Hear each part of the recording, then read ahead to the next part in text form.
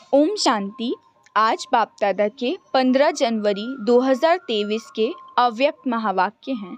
Revise date है 18 नवंबर 1993। आज की ज्ञान मुरली का शीर्षक है संगम युग के राज दुलारे सो भविष्य के राज्य अधिकारी। संगम युग के राज दुलारे सो भविष्य के राज्य अधिकारी। आज सर्व बच्चों के दिलाराम बाप अपने चारों ओर के सर्व राज दुलारे बच्चों को देख रहे हैं। हर एक बच्चा दिलाराम के दुलार का पात्र है। यह दिव्य दुलार, परमात्म दुलार कोटों में कोई भाग्यवान आत्माओं को ही प्राप्त होता है। अनेक जन्म आत्माओं व महान आत्माओं द्वारा दुलार अनुभव किया। अब इस एक अलौकिक जन्म में परमात्म प्यार व दुलार अनुभव कर रहे हो। इस दिव्य दुलार द्वारा राज दुलारे बन गए हो। इसीलिए दिलाराम बाप को भी अलौकिक फख्र है कि मेरा हर बच्चा राजा बच्चा है। फिर बाबा ने पूछा, राजा हो ना, प्रजा तो नहीं? सभी अपना टाइटल क्या बताते हो? राजयोगी। सभी राजयोगी है या कोई प्रजा योगी भी है? सब राजयोगी हो तो प्रजा कहाँ से आएगी? राज्य किस पर करेंगे? तो प्रजा तो चाहिए ना। फिर बाबा ने कहा कि अब प्रजा भी बनाओ। अब के भी राज्य और भविष्य के भी राज्य, डबल राज्य। सिर्फ भविष्य का राज्य नहीं, भविष्य से पहले स्वराज्य अधिकारी बनो। मतलब बाबा ने कहा प्रजा लाओ, मतलब औरों को भी बाप समान बनाओ। उसमें से भी राजा निकलेंगे और फिर कुछ प्रजा भी निकलेंगे। प्रजा बनने को बाबा किसी को स्पेसिफिकली बोलते नहीं है। प्रजा बनने का अर्थ है कि अपने अपने पुरुषार्थ अनुसार पद प्राप्त होता है। एक राज्य है अर्थात सदा मुझ आत्मा का राज्य इन सर्व राज्य कारोबारी अर्थात कर्मेंद्रियों पर है।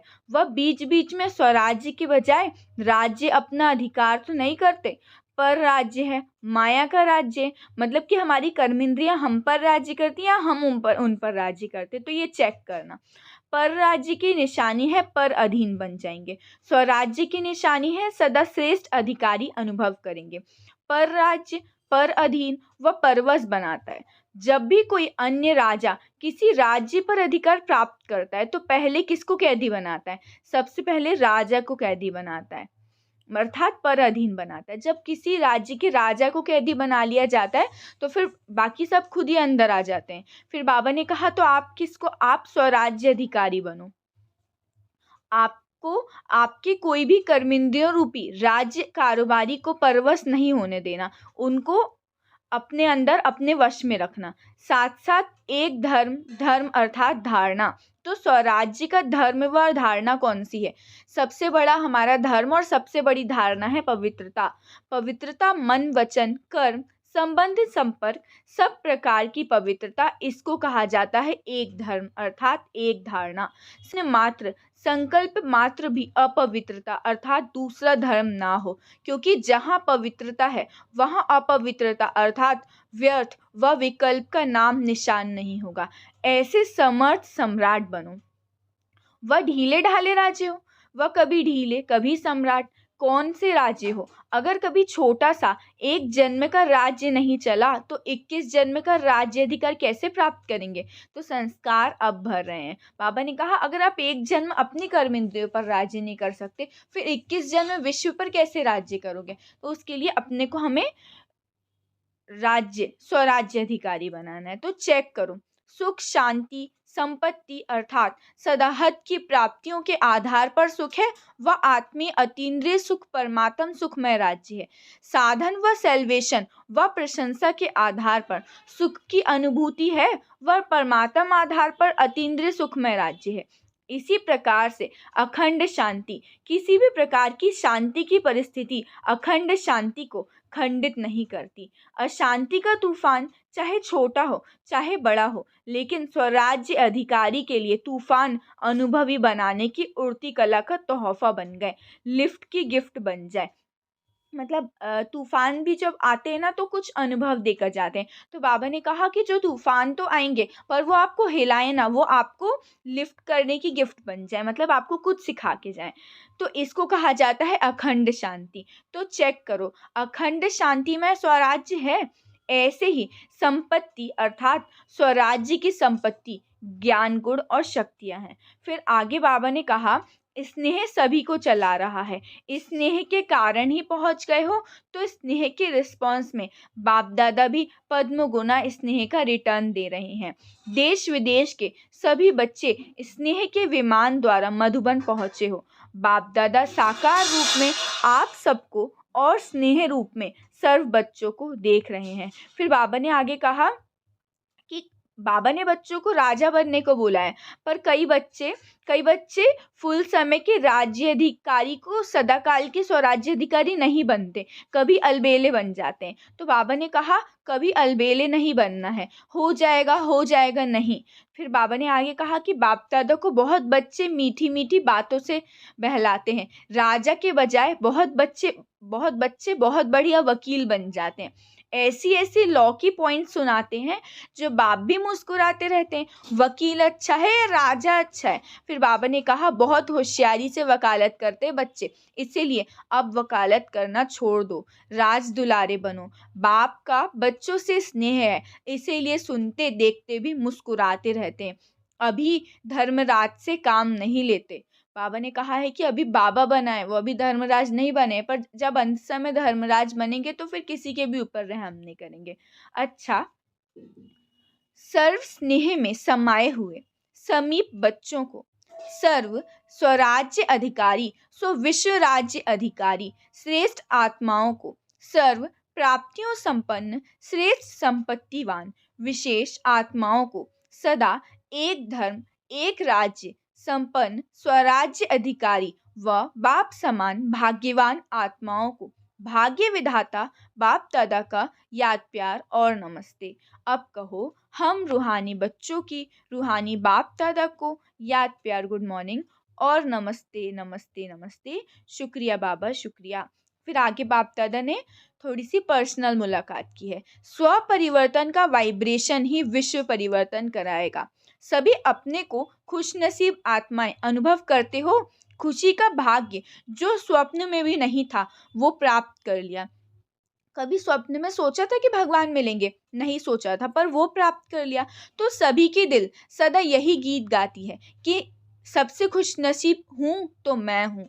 यह है मन का गीत। मुख का गीत गाने के लिए मेहनत करनी पड़ती है, लेकिन मन का गीत तो सब गा सकते हैं। सबसे बड़े ते बड़ा खजाना है खुशी का खजाना, क्योंकि खुशी तब होती है जब प्राप्ति होती है। अगर अप्राप्ति होगी तो कितना भी कोई किसी को खुश रहने के लिए कहे, कितना भी आर्टिफिशियल खुश रहने की कोशिश करे, लेकिन रह नहीं सकते। तो आप सदा खुश रहते हो या कभी कभी रहते हो? जब चैलेंज करते हो हम भगवान के बच्चे हैं, तो जहाँ भगवान है वहाँ कोई अप्राप्ति हो सकती है? तो खुशी भी सदा है, क्योंकि सदा सर्व प्राप्ति स्वरूप है। ब्रह्मा बाप का क्या गीत था? पा लिया जो था पाना। तो यह सिर्फ ब्रह्मा बाप का गीत है या आप सबका गीत है? क्या आपको और कुछ पाने की अब आशा रह गई है? नहीं, कभी कभी थोड़ी दुख की लहर आ जाती है। कब तक आएगी? अभी थोड़ा समय भी दुख की लहर नहीं आनी चाहिए। जब विश्व परिवर्तन करने के निमित्त हो तो आप अपना ये परिवर्तन नहीं कर सकते? अभी भी टाइम चाहिए। फुल स्टॉप लगाओ।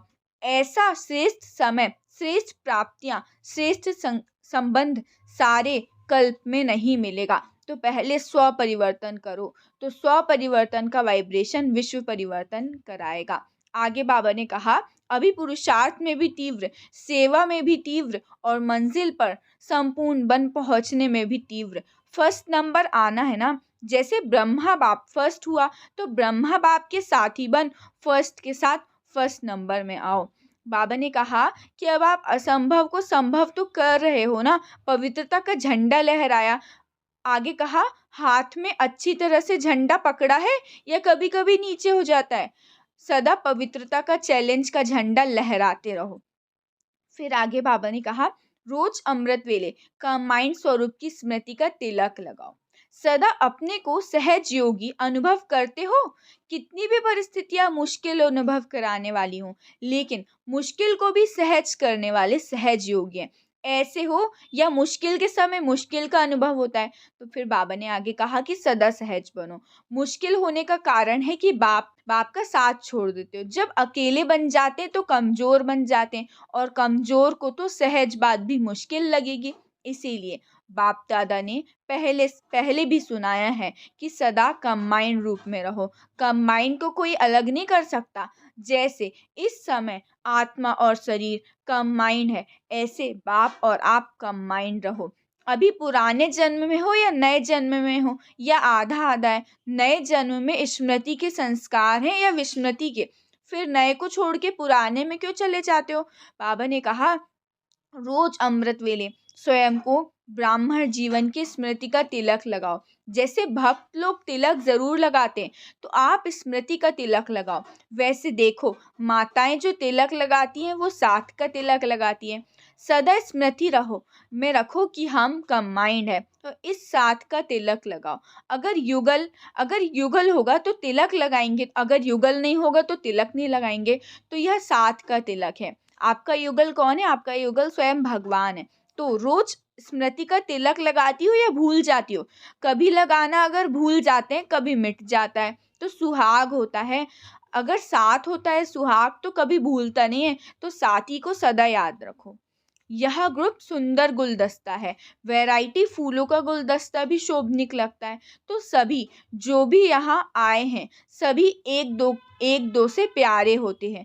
सभी संतुष्ट रहो, सदा साथ हैं और सदा संतुष्ट है। बस यही शब्द याद रखना कि कंबाइंड है और सदा ही कंबाइंड रहे, साथ जाएंगे। लेकिन साथ रहेंगे तो साथ चलेंगे, साथ रहना है, साथ चलना है। जिससे प्यार होता है उससे अलग नहीं हो सकते, अलग रह ही नहीं पाते उससे।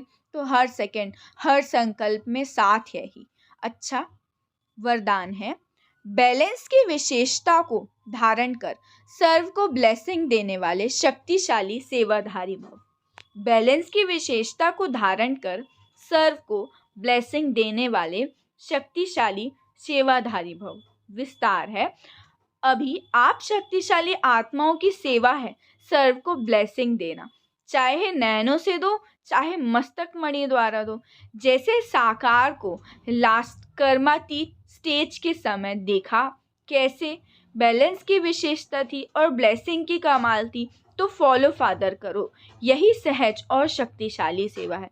इसमें समय भी कम, मेहनत भी कम और रिजल्ट ज़्यादा निकलती है। तो आत्मिक स्वरूप से सबको ब्लेसिंग देते रहो। स्लोगन है, विस्तार को सेकंड में समाकर ज्ञान के सार का अनुभव कराना ही लाइट माइट हाउस बनना है। विस्तार को सेकंड में समाकर ज्ञान के सार का अनुभव करना ही लाइट माइट हाउस बनना है। सूचना है, आज मास का तीसरा रविवार है। सभी राजयोगी तपस्वी भाई बहनें सायं 6:30 से 7:30 बजे तक विशेष योग अभ्यास के समय लाइट माइट स्वरूप में स्थित रहे लाइट हाउस बन पूरे ग्लोब पर शांति की शक्ति का प्रकाश फैलाएं। अच्छा, ओम शांति, ओम शांति, ओम शांति।